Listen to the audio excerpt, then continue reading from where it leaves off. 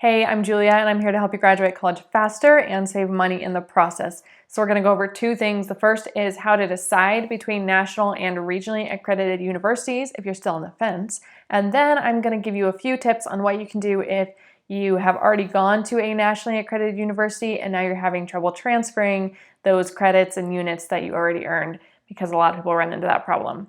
All right. So for the first one, national versus regionally accreditation. If you don't know about this and you're trying to decide, please don't let this video be your only resource. Definitely do some research. You probably have already.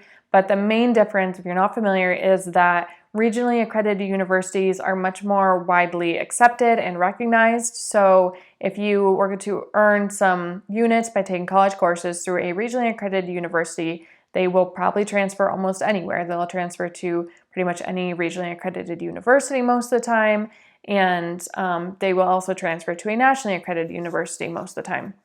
Now, there are some exceptions. You could have taken the wrong courses, you could have got poor grades. Of course, just because you take a college course at a regionally accredited university isn't guaranteed to transfer wherever you want it to, but you're much better off going to a regionally accredited university if you want to have wide transfer possibilities later on. The most important thing to keep in mind is that if you take courses from a university that only has national accreditation, they will almost never transfer to a university that is regionally accredited. So if you're not sure, do some research and make sure that the field you're going into does not require that you have a regionally accredited degree, and make sure that you don't want to transfer to a regionally accredited university in the future, whether that be for another bachelor's degree or a master's degree, any of those things. The units probably aren't going to transfer, so you're kind of stuck at that school or maybe another nationally accredited university.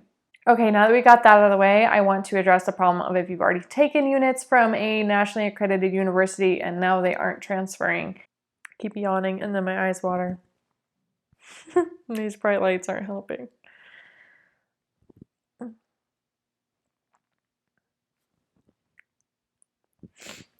Okay, now on to the problem of if you've already taken units at a nationally accredited university and you want to transfer them to one that is regionally accredited.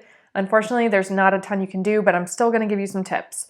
Okay, so you could try an appeal. I think that's pretty rarely going to work, but you might as well try to make an appeal.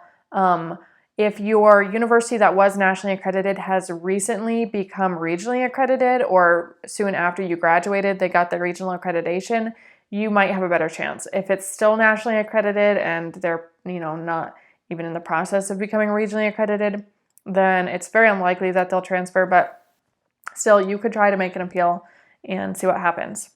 But other things you can do is try to figure out ways to get recognized for the knowledge you gained in those courses, because that doesn't have to go to waste just because other universities aren't going to recognize the credit that you earned from those courses. Universities that are geared towards adults going back to college later in life are really good about trying to help you get recognition for what you already know, because they recognize that if you're going back to school later in life, you already probably have a lot of knowledge, and you might want to get recognized for that without having to sit through a classroom of things you've already learned, whether that be work experience or previous classes and things like that. So they might actually give you credit hours for work experience, or give you options for testing out of courses by either using exams or self-paced options so you can prove proficiency. You don't have to sit through the whole class of things you already know, especially if you've already taken it at a nationally accredited school. They're not really going to pay attention to that, but there are options to prove that you have the knowledge without having to go through a full semester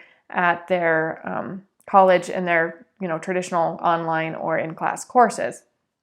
So finding colleges that are geared towards adults is one of the best ways to do that. One of my favorites is Thomas Edison State University. It's the one I graduated from. A lot of it was because of that reason, because I was able to use exams and self-paced options.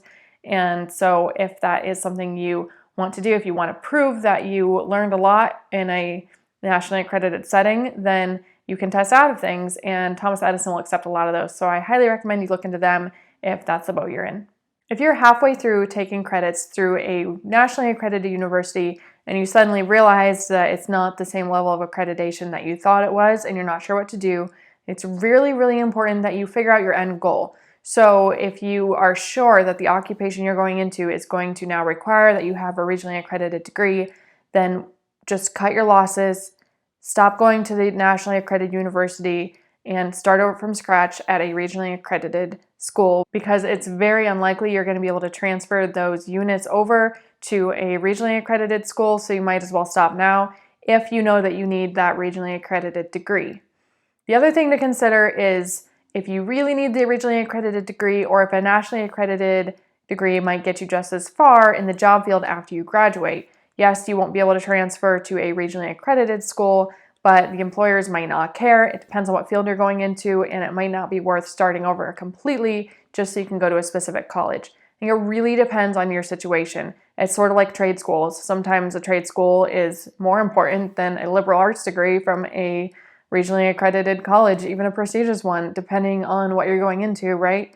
So think of it like that. If a nationally accredited degree is going to be fine for what you're getting it for, then yeah, finish up, get it, it's fine.